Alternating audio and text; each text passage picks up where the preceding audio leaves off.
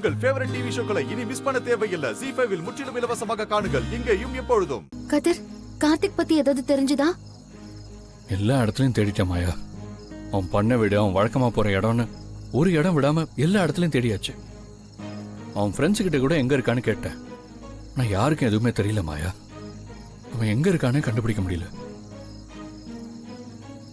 ஐயோ, அப்போ அவனை பத்தி எதுவுமே தெரியலையா? இப்ப என்ன பண்றது?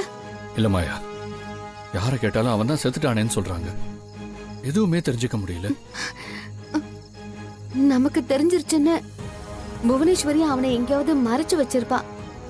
இதுக்கப்புறம் அவங்க ரொம்ப உஷாரா தான் இருப்பாங்க. இனி அவனை கண்டுபிடிக்கிறது கொஞ்சம் கஷ்டம்தான். இல்ல கதிர், எப்படியாவது அவனை கண்டுபிடிச்சுதான் ஆகணும். அப்பதான் பெரியம்மா மேல எந்த தப்பும் இல்லைன்னு ப்ரூவ் பண்ணி அவங்கள வெளியில கூட்டிட்டு வர முடியும்.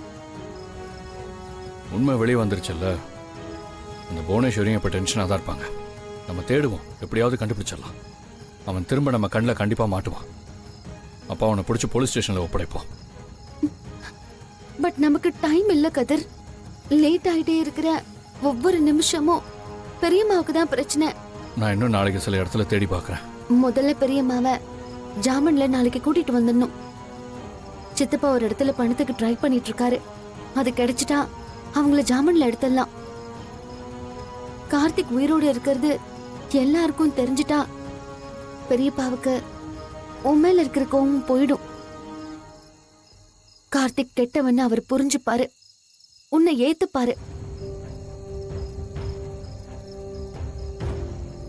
சரி, நீ போ.